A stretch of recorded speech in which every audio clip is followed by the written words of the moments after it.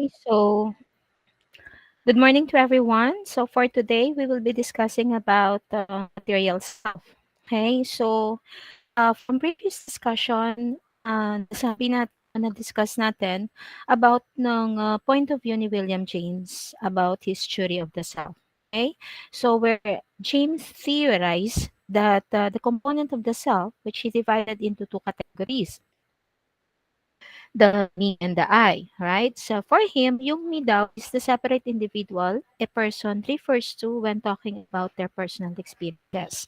Okay, so me is your personal experiences, while the I is the part of the self that knows who they are and what they have accomplished in life. This means that you know what is your strength, your weaknesses, what you can and what you cannot do, what can you achieve, and what you have to do to further develop yourself.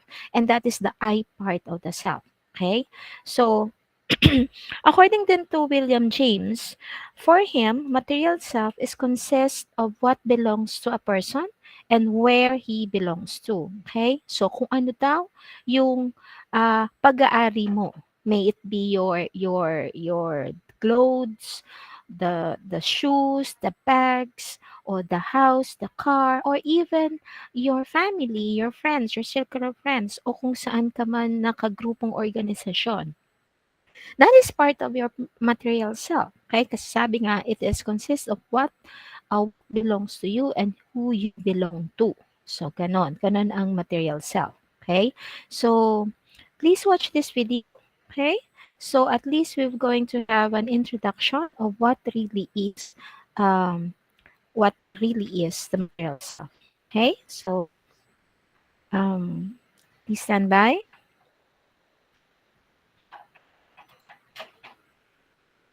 Let me just share it with you.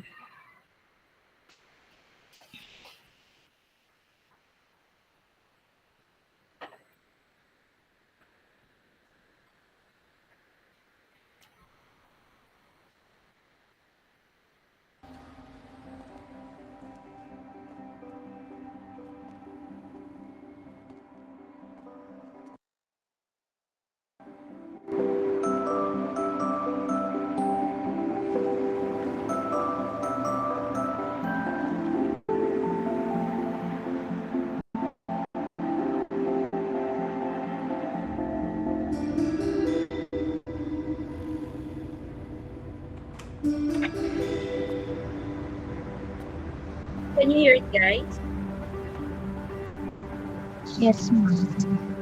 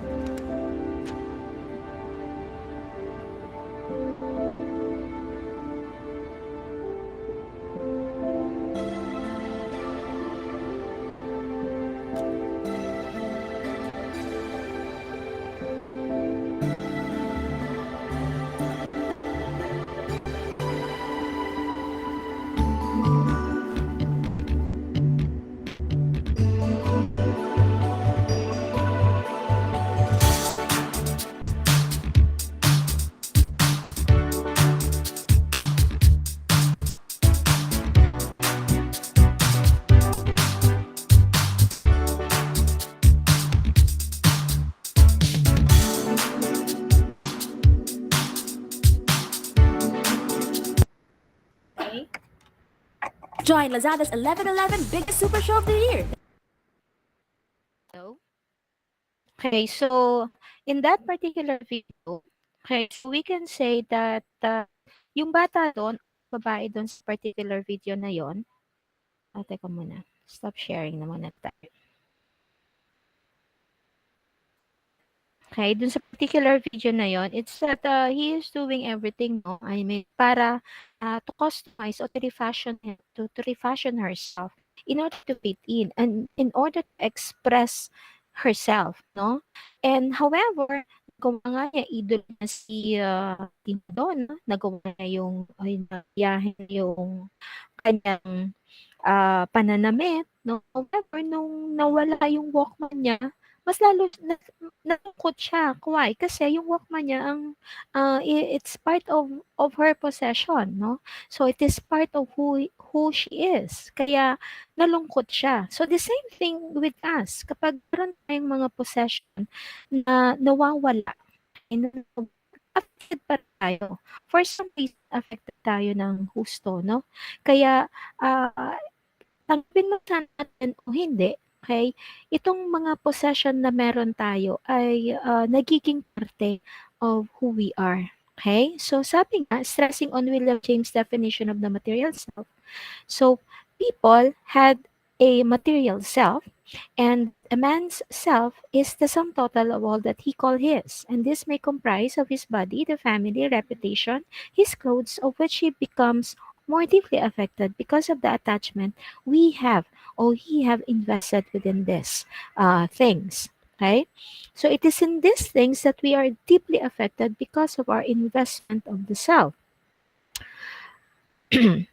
And the more we invest ourselves in these objects, the more attached we inevitably are to them. Okay? So, okay? Wait lang. Okay. Okay, so, sabi nga, luxury goods. Okay, luxury goods are also about belonging. And this becomes the physical sign that one belongs to class of stylish consumer. Why? Kasi 'di ba, kapag yung isang individual, they are capable, they have the resources, okay? So they wanted was to surround themselves with all this branded things, be it a bag, a shirt, a shoes, because they are using this branded shirt, nagiging parang sila, parte sila sa certain sa isang society, no? Hindi mo sasabihin na, oh, mahirap yan. Puro branded. Okay, so nagiging status quo yun ng ating pagkatao, yung mga ginagamit natin. Okay? At sinasabi din sinasabi din ng research na yung impact of wealth and inequality on human behavior have found that money can powerfully impact and influence the thoughts and actions in many ways that we are often not aware of, no matter what our economic circumstances are. Sinasabi ba, money is the root of all evil. But I really do not believe money is the root of all evil. Why? Kasi kailangan naman natin in reality ng pera to provide for our needs. Nagiging lang yung hindi natin nare-regulate yung behavior natin kapag nakakasakit na tayo ng ibang tao. Okay? So,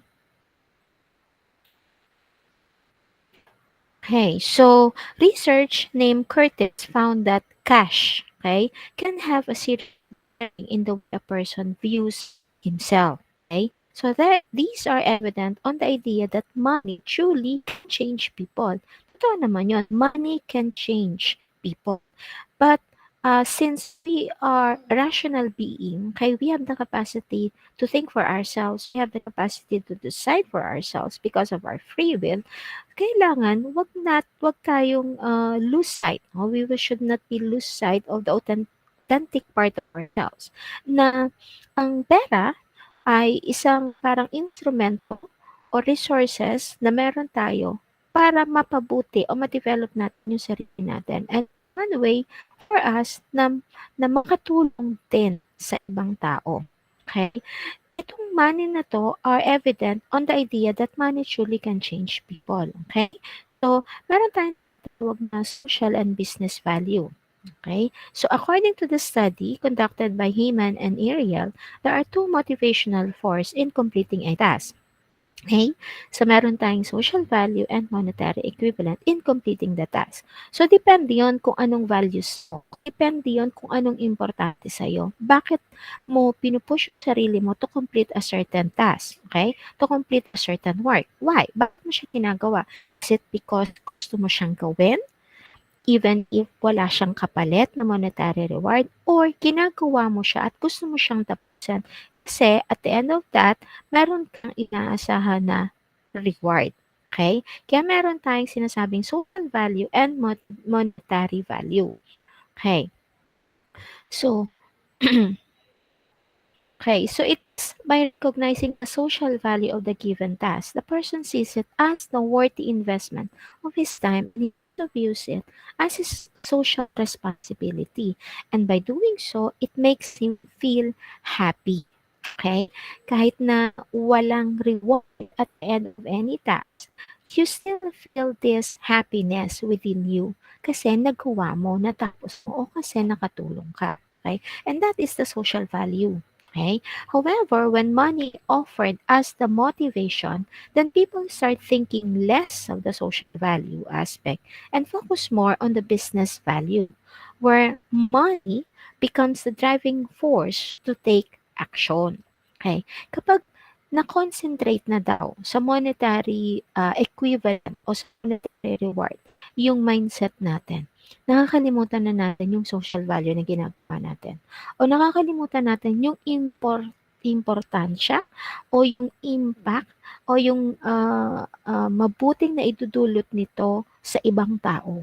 Okay? Hindi na natin yun tinitignan. Kasi ang mahalaga sa atin, makumpleto natin yung trabaho natin para magkaroon tayo ng bonus o para makuha natin yung monetary reward na ipinangako sa atin. Okay? And yun yung nagiging, and most often, hindi naman tayo aware na nagiging gano'n na behavior natin. Okay. So, meron din tayong tinasabi na self-sufficiency and service. Those who are conscious of money typically strives to be more self-sufficient than those whom money isn't a priority.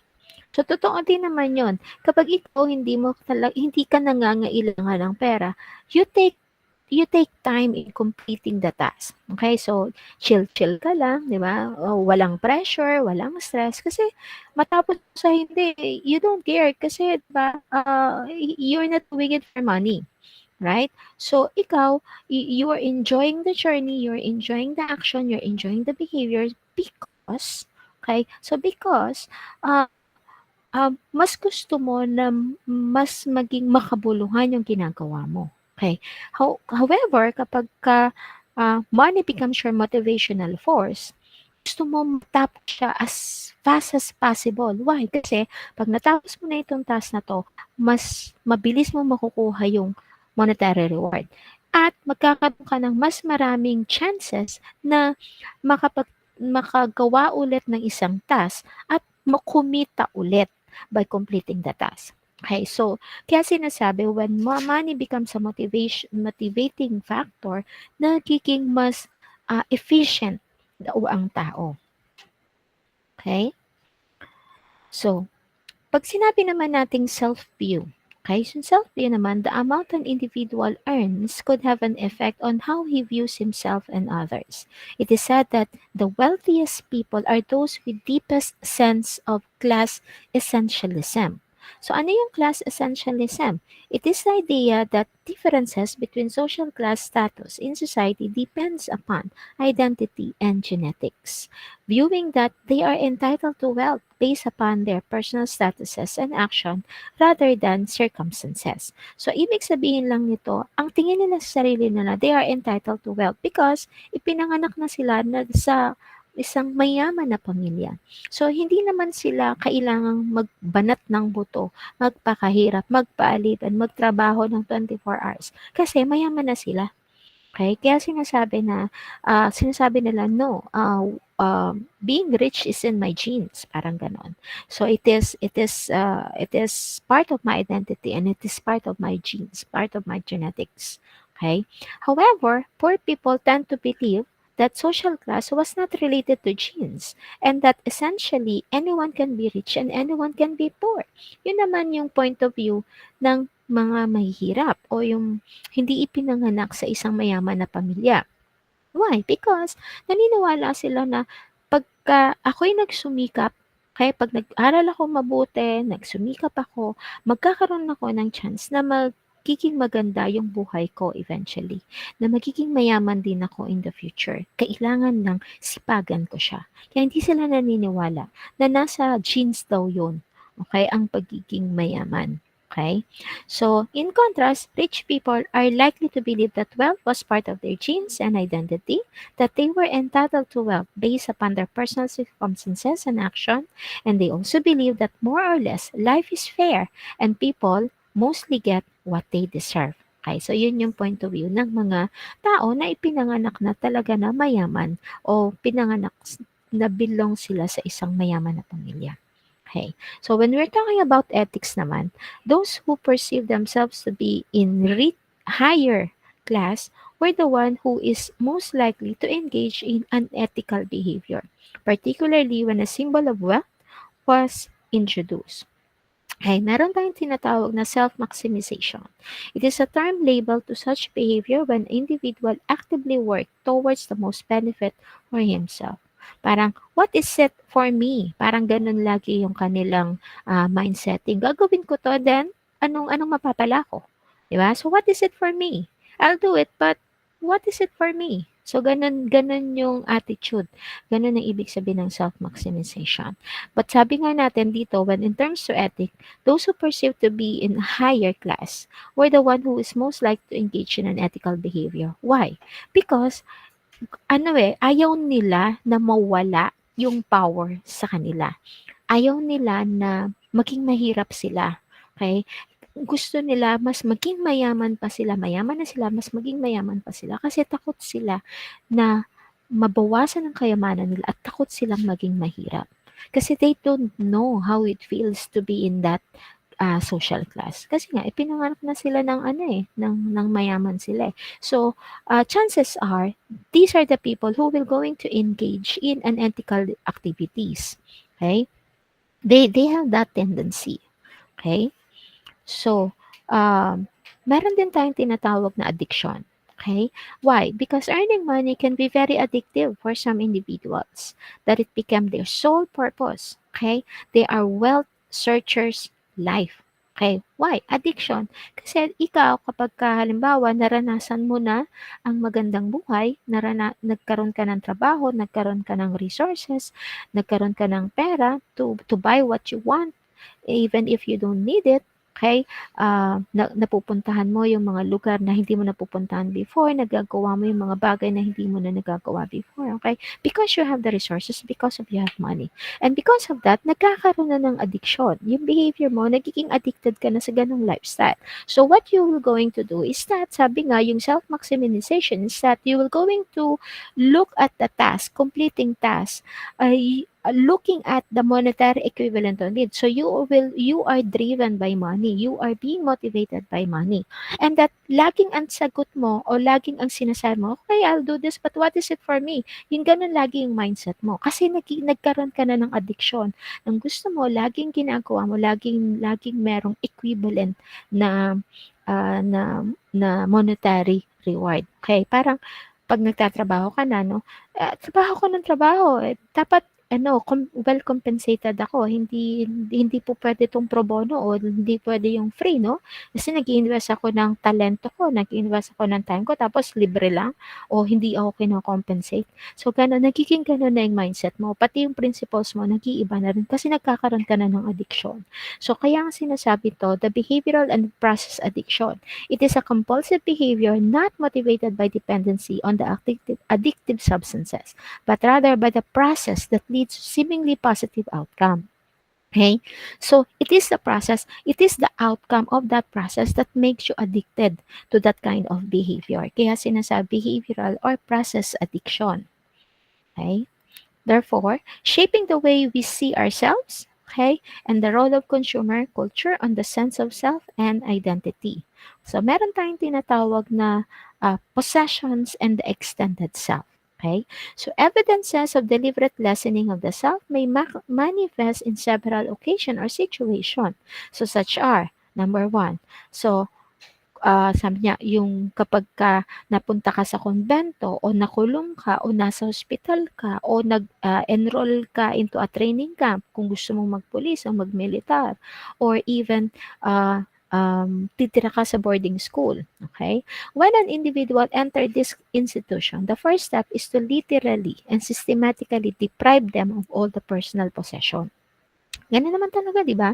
So, 'pag nasa kumbento ka, eh, hindi naman po puwedeng umarte-arte ka do'n, hindi naman puwedeng pumorma-porma ka do'n. Siyempre kailangan, eh, ano parang, tanggalin mo ang mga material things, hiwalay mo ang sarili mo sa material things because nasa kumbento ka for one purpose, to purify yourself, 'di ba?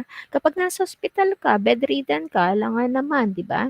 Or kapag nagtatrabaho ka sa ospital, hindi hindi ka po puwedeng mag-accessories ng hanggang gusto mo. Hindi po puwedeng naka-makeup ka ng kung todo-todo, hindi rin puwedeng naka-high heels ka, okay? So, you have to customize yourself according to what is accepted in that institution. Same thing with kapag nasa military camp ka, 'di ba? Meron ka bang nakitang militar na naka-high heels? Wala naman, 'di ba? O kaya, militar na naka-japorms na damit. Wala naman, 'di ba? Pare-parehas ang gupit ng buhok nila, pare-parehas ang sapatos nila, ang pananamit nila, lahat ano naka standardize, okay? And because of that, you deprive yourself of this material possession. Literally and systematically deprive of the personal possession. Why? Because your bodies may be standardized to some extent and behavior and conversation may be restricted. Okay? So you are being restricted. Okay? And they will be given a standardized wardrobe and possession that may aid them in rebuilding the new standardized identity. Okay? So pag nandito ka sa mga ganitong institusyon, you are being standardized to rebuild one identity. So you cannot manifest or you cannot express the material side of yourself. Okay? But it is a choice. It is your choice to do that. Okay? So when possession are lost, okay, kapag nawawalan tayo ng mga possessions natin, may it be nanakaw or may it be due to natural occurrences, nagkakaroon yun ng impact sa behavior natin. Nagkakaroon yun nagkakaroon yun ng parang lungkot sa emotions natin. Naapektuhan ng emotions natin. Okay? So research was conducted relating to the case of burglary victims, yung mga nanakawan, which suggests that a process of grief and mourning may follow in the discovery of death because for the victims, what is lost may be part of oneself. Diba? Every time na nawawalan tayo, every time na nananakawan tayo, nalulungkot tayo. Kasi nga, we consider those possessions as an extension of ourselves, as part of ourselves. Kaya tayo nalulungkot, kaya tayo affected. Okay, kapag na-snatchan tayo, okay, nasa labas tayo, na-snatchan tayo, nahablutan tayo ng cellphone, nahablutan tayo ng alahas, we are often traumatized by the process, by the experience. Natu-trauma tayo, di ba? So, anong nangyayari kapag later, pag may bago na tayong cellphone, pag nasa public tayo, hindi na tayo mapakali. Kasi natatakot tayo parati na baka mas-snatch ulit siya. Di ba? Kasi, it becomes part of ourselves. Nag-invest tayo to have that material possession. Okay? Kaya, itong mga bagay na 'to ay nagkakaroon na ng sentimental attachment sa atin, nagkakaroon na siya ng sentimental value, apart from the functional value nung mga bagay na yun. Kasi in the first place, bakit pa tayo nagse-cellphone, okey? Itong cellphone na ito, eh, magiging boyfriend ba natin, magiging girlfriend ba natin? Hindi, eh, 'di ba? Bumili tayo ng cellphone because of its functional purpose. Functional. However, nakakalimutan natin yung functional purpose niya, nagiging part na siya ng sarili natin, di ba? Kumbaga parang, oh, okay lang, disgrasya na-snatch anong gagawin ko? Ang mahalaga hindi ako nasaktan o hindi ako napahamak, yung cellphone lang wala, mapapalitan ko yan, period. However, hindi kasi gano'n din kadali 'yun, eh, 'di ba? Natu-traumatize tayo kapagka nakaka-experience tayo ng mga gano'ng bagay. Okey, kasi nga nag-i-invest tayo ng emotions, nag-i-invest tayo ng time doon sa mga possessions na 'yon, okey? So, in the case naman ng mga natural disasters, okay, victim often report a feeling of loss of self and went through a process of grief similar to those losing a loved ones, moving from denial to anger to depression and finally to acceptance. Okay, natural calamities, di ba? Yung lindol, yung bagyo, kaya nasira yung bahay nyo, o binaha yung sasakyan mo, nalulungkot tayo nun, nagluluksa tayo as if may namatay, okey? At ang hirap-hirap nahihirapan tayong mag-move on sa mga gano'ng calamities kahit na sino naman, 'di ba? Kahit na sino naman talaga, mas parang you feel lost, parang parang ano, ang bigat, 'di ba, pagka ano, nawala yung mga bagay na yun kasi pinagtrabahuhan mo yun, ang tagal-tagal mong pinag-ipunan yung mga bagay na tapos mawawala lang ng gano'ng ng isang iglap, ng gano'n kabilis, okey? So, kaya nagkakaroon siya ng lamat, okey, o nag-iiwan siya ng sakit sa emotions natin na nadi-disturb ang mental well-being natin because of these occurrences. And to the point nagagalit tayo even to the mother nature, no, ano ba ang kasalanan ko sa'yo? Bakit ako? Bakit ganito? Bakit gano'n? Parang sinisisi mo pa, 'di ba? Kaya sinasabi, you went through this process of denial to anger to depression, and then later on, you will finally accept it. Why? Because nakakabangon ka na, nakaka-rebound ka na ulit. Nakakapag-ipon ka na ng pera to rebuild what's lost, to rebuild what's damaged. Kaya na you enter the phase of acceptance na. Okay? But before entering the phase of acceptance, ito yung mga pinagdadaanan mo. Okay? So clearly, what is more is the loss of self. Okay? Kung i-analyze natin yung mga sinabi natin, yung mga sinabi ko kanina, we actually, ang nasa utak natin is that we are undergoing this type of emotions kasi nawala yung mga bagay na. But actually, ang mabigat sa atin, okay, without realizing is that the loss of self. Okay? Kasi nga, nagiging parte na siya ng buhay natin eh. Nagiging parte siya ng kung sino tayo. Kasi nagiging parang status ko symbol na natin itong mga bagay na to. Kaya tayo, um, hindi tayo nalulungkot kasi nawala yung gamit natin. Nalulungkot tayo actually and in actual reality because a part of us or some part of us is also lost because it becomes part of who we are. Okay? Kaya sinasabi, it is not actually the material but the loss of self. Okay? Because it is those properties or those possession is an extension of the ego, and any interference with our property is felt to be a violation of the person. All of these different things are the objects of instinctive preferences coupled with important practical interests of life. We all have blind impulse to watch over our body through the clothes we wear and the ornaments we use, to cherish families, friends, and to find for ourselves a home of our own for which we may live in and improve. Okay? So itong mga bagay na to, it become really a part of who we are. Okay? So there is an established connection between material possession and well-being. It is a belief on the cycle of work and spend, meaning we work more to spend more. Therefore, it is in the disposal of the persons on how much work to put forth that determines the level of consumption. Okay?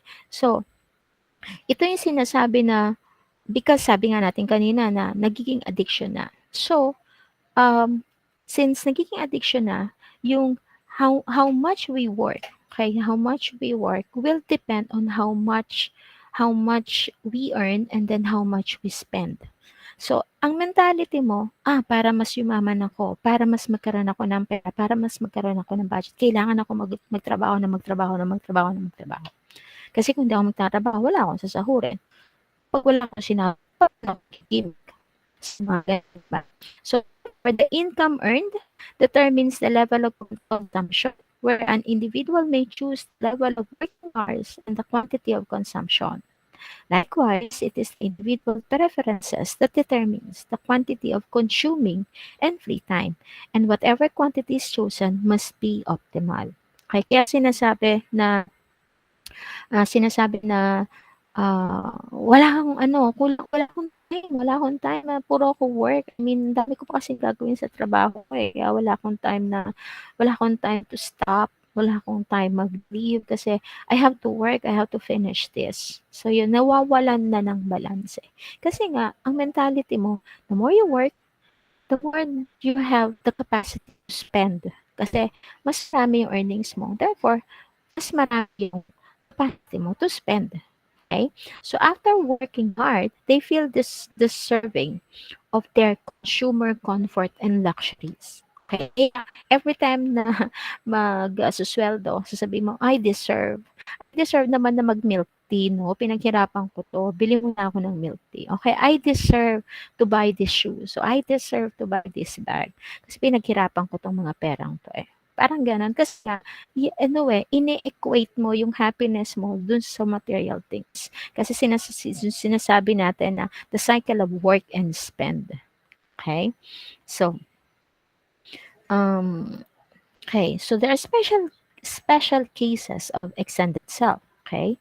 So, according to Bell, primarily, people and animal alike collect necessities for future security, which is not the case nowadays. Okay? Because people often collect, buy, and keep non-essential things solely for distinctions and self-definition. Okay? So, yun na nga, di ba? I collect o I shop, therefore I am. Marami tayong binibili that hindi naman talaga siya necessities. Pero, gusto lang natin siyang bilhin. Solely for the purpose na gusto natin siyang bilhin. It's not because kailangan natin siyang bilhin because we have to and it's part of our necessities. So, ganun. So, we became the culture of hoarding those non-essential things. And it is become a part of parang you define yourself based on what you possess. Parang ganon, di ba? So, halimbawa, kapag nakabili ka ng mamahaling makeup, di ba? Or pag nakabili ka ng mamahaling bags or mamahaling shoes. Yeah, you define yourself as, no, I don't settle for anything less. I just want to be the best. Parang ganon. So, it doesn't mean na yung mga bagay na medyo mura, it's worthless at walang value. Hindi naman laging ganon, di ba? At hindi naman lahat ng mamahalin ay talagang worthy, di ba? So, the cultivation of this collection is purposeful, self-defining act. Why? Okay, bakit sinabing purposeful defining act? Why? Because you choose to buy those things. You decide to buy on those things. Kasi hindi naman natin siya kailangan. Hindi mo siya kailangan. But you keep on buying those non-essential things solely for distinction and self-definition. Kaya sinasabing purposeful self-defining act. Okay? So according to research of Goldberg and Lewis, many collectors who are inhibited and uncomfortable in social interactions surround themselves with favored objects upon which they project human-like qualities and often regarded as their friend. In this sense, collection may be seen as transition objects or security blankets for adults. Okay, so it becomes your security blanket. Okay. So, pag nawawala yung mga bagay na yon, parang nararatel ka. Tapos, um, alam mo kung nasan yung mga possessions mo, then kalmado ka. Kasi nga, it is your security blanket. It's the same with, halimbawa, Sa mga babae, kapag nag-apply sila ng makeup at yung makeup product na yon na talagang gustong-gusto nila at yun yung ginamit nila, they feel much more beautiful. Kaya pag ginamit nila yung gusto nilang product. However, kapag gumamit sila ng mga product na hindi nila gusto, parang feeling nila hindi bagay sa kanila o feeling nila ang pangit nila, yung gano'n. Parang everything is psychological kasi, 'di ba? So, um, nakakaapekto talaga 'yun sa behavior mo. Kung papaano mo i-define yung sarili mo, kung papaano mo tignan yung sarili mo, kung papaano mo i-present yung sarili mo. Okay, kaya sinasabi, I shop, therefore I am. So, kapag hindi ka makapag-shop, kapag hindi mo napipili yung gusto mo, parang nadidepress ka, parang you feel deprived, at hindi mo na-express kung sino ka talaga. And to some extent, compulsive tendency urged them the increasing desire to collect as much as they could, which gave them the greater feeling of security and therefore becoming a basis of the self and identity. Kaya sinasabi, I shop, therefore I am. I have, therefore I am. Okay? Kasi nga, nagiging security blanket na siya. Okay? Okay, so, another one.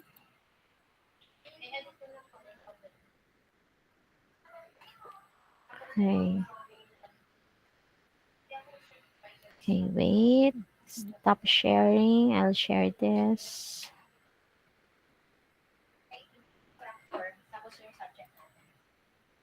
Okay.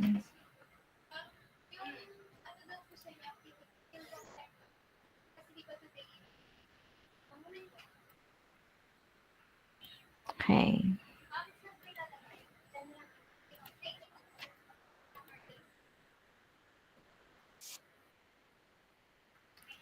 Okay.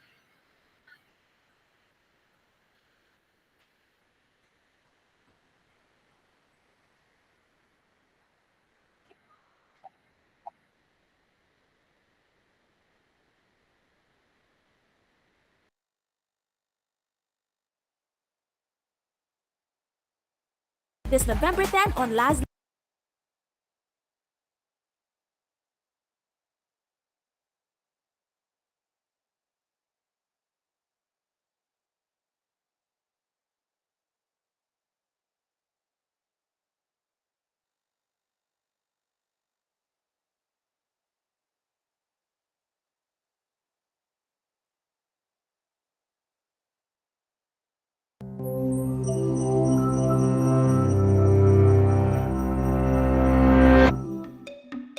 After witnessing the violent rage shown by babies whenever deprived of an item they considered their own, Jean Piaget, a founding father of child psychology, observed something profound about human nature.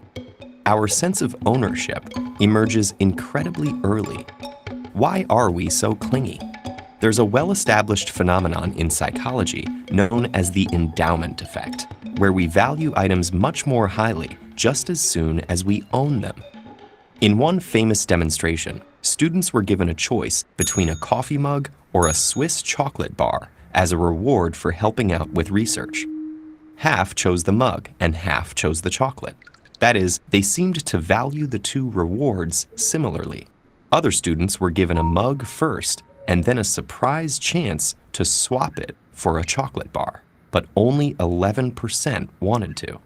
Yet another group started out with chocolate, and most preferred to keep it rather than swap. In other words, the students nearly always put greater value on whichever reward they started out with. Part of this has to do with how quickly we form connections between our sense of self and the things we consider ours. That can even be seen at the neural level. In one experiment, neuroscientists scanned participants' brains while they allocated various objects either to a basket labeled mine or another labeled Alex's. When participants subsequently looked at their new things, their brains showed more activity in a region that usually flickers into life whenever we think about ourselves.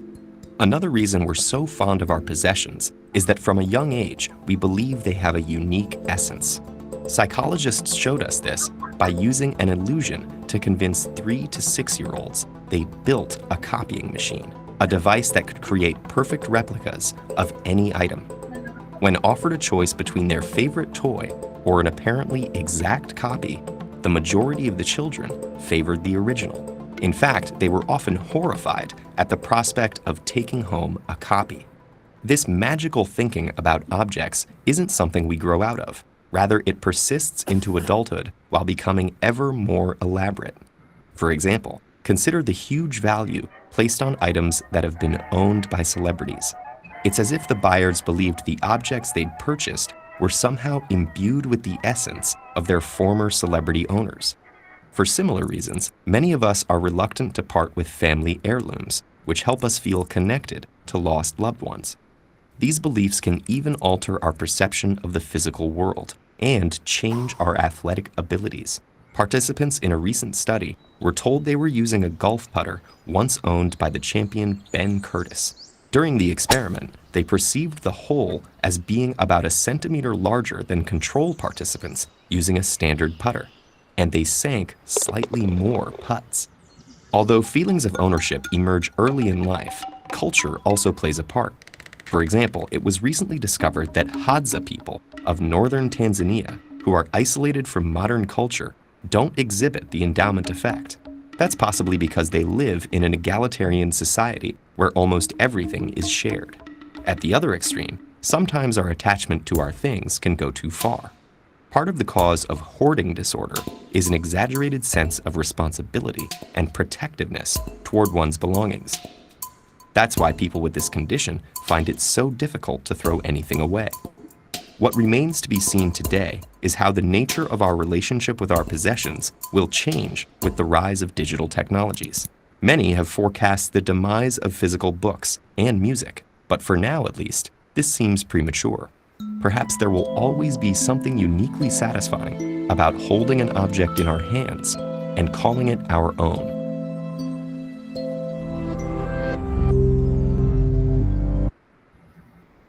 I'm John Michael Baldon.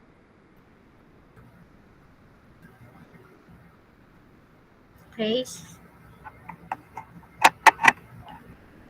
So we again in that particular video, nakita natin kung ano talaga yung impact no ng material things o hoarding those material things sa behavior natin. Okay? Kasi nga it becomes part of ourselves and it becomes part of who we are. And anything na hindi magandang nangyayari doon o pag na-loss o pag nasira, nagmo-mourn tayo, nalulungkot tayo, naapektuhan ang emotions natin, naapektuhan din ang well-being natin. Why? It's not because of those things, but it's because it has become a part of us. It is becoming the loss of the self talaga, not because of those material possessions, because we have invested our time and our money in order to accumulate all those things. Kaya napakahirap kapag tayo ay nawawalan ng kung ano man ang meron tayong mga possessions. Okay? So, nabanggit din doon yung pet as an extended self. Why? Kasi 'di ba research shows na ang mga pets ay malaki ang contribution nun sa paggaling ng isang tao o nagiging maganda siyang companion, 'di ba? Kapagka nalulungkot tayo, basta't may mga alaga tayo, at least we have some parang meron na rin tayong kasama parate dun sa mga pets natin. Pet regarded as the representative of self. Okay? So study shows that what do we attempt to infer characteristics of people from our pets. So like people, pets are regarded as family members. Okay? Therefore, in this regard, we often give our pets name and in general take care of them like family members. And in times of death, we mourn and grieve similar as to loss of home or loss of someone. Okay? Kasi we regarded them as part of the family, di ba? And most of the time, mas mahal pa nga yung kinakain nila kaysa sa kinakain natin. Di ba? And then, pati yung pananamit nila, binibigyan natin sila ng pangalan, katabi ng pagtulog. We really take care of them. Di ba? Kasi malaki yung contribution niya sa well-being natin. Kaya lang, we detach ourselves from the reality. Kasi we cross that boundaries. Okay? Kasi minsan kapag ka namamatayan tayo ng pets, di ba? Parang parang ng tao na namatay at na nawalay na hindi tayo maka-move on. And some people, to the extent na pinamamamify nila yung pets nila para ma-preserve lang yung aesthetic feature ng mga yumaong alaga nila. Para daw forever na maging kapiling nila yung mga pets nila. Merong mga ganong tao, no? Merong mga ganong tao. And even if a study shows that pets are therapeutic, okay? If it's therapeutic, therefore, instrumental siya to self. Okay, instrumental siya sa atin. And we use that as a useful transition. Transitional channels. Okay? Lalo na kapag uh, uh, we went through breakups or we went through some emotional devastations, kapag nawalay tayo, nababawasan yung mga ganong bigat ng emotions natin, especially kapag may pets tayo. Therefore, they are instrumental to self. Na malaking natutulong nila, they are therapeutic. Okay? At body parts. Pag sinabi namang body parts, the most central part of the self is our body, diba? It's a material self because it's part of who we are. It is an extension, okay, which is referred to as cathesis, in which it involves charging emotional energies to our body parts, objects, and activities or ideas. Diba? May mga tao pa nga na insured ng mga body parts nila, diba? Para lang mapanatiling yung aesthetic features ng kanilang body parts because they truly love themselves and that they take care of their body parts because it's a part of who they are. Okay? And both men and women have this tendency to indulge in consuming products and services only to enhance their body's physical features, right? So, yun mga nagpapaderma o nag-gym to enhance, diba? To enhance the body parts that they have. Okay, they really invest on that. And body is the innermost part of the material self. Okay, and practical interest of the persons is part of his material self, which includes the instinctive impulse of collecting those properties or collecting those materials. Okay? So, meron tayong tinatawag na wants and need. Kanina nabanggit natin yan. Kapag sinabi natin needs, these are the things that we need for survival. These are necessities. Ano yan? Yung food, yung shelter, yung clothing, yung tubig. Needs natin yan to survive. Yung mga wants naman are synonymous to luxuries because people buy them for reasons that they do not want necessities. So, ibig sabihin, even if wala ka nun, you still survive, diba? Kasi it's just a want. And it is synonymous to luxuries, di ba? Kasi pwede naman tayong magkaroon ng cellphone kahit na hindi siya high-end, di ba? Ano bang purpose ng cellphone? Cellphone are for functional use, di ba? Pero para sa iba, nakakalimutan na nila na it's just a wants, it's not a needs, di ba? But regardless of whether the things that people have are needs or wants, material possession tells something about the personality and the social values of those who own them. And possessions are extended versions of oneself. Okay? And in this regard, sabi na, we have to consider two things, utility and significance in acquiring material goods. Pag sinabi natin utilities, which is concerned with how things serves a practical purpose. Ano bang purpose ng cellphone na to? Bakit ko ba kailangan magkaroon ng cellphone? Okay. We also need to look at the significant, which is concerned with the meaning assigned to the object. So, anong significance nito? Pag nagka-cellphone ba ako, anong mangyayari sa akin? Anong benefit nitong cellphone sa akin? Diba? Anong silbi ng cellphone na to sa akin? Anong significance ng cellphone na to sa akin? Diba? So, in acquiring those material things, and acquiring those goods, we have to look at the utility and the significance. Okay. So, materialism and consumerism. Okay, so luxury and materialism is a byproduct of material self. Okay, wherein materialism refers to the theory or the belief that nothing exists except matter and its movement and its modification. Okay, so the theory and the belief that consciousness and will are wholly due to material agency, or the tendency to consider material possession and physical comfort as more important than the spiritual values. Okay, kasi 'di ba, yung ibang tao talagang sinasamba na nila yung kanilang mga material possession, di ba? Pag nawawala ang mga ito, nawiwindang din sila. Okay? So, in your spare time, you can actually watch this video. Okay? And it will give you a more in-depth realization kung ano ba talaga ang material self. Okay, so class, that would be all, and thank you for listening.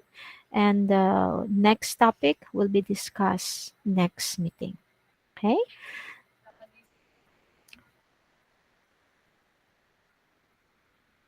Okay.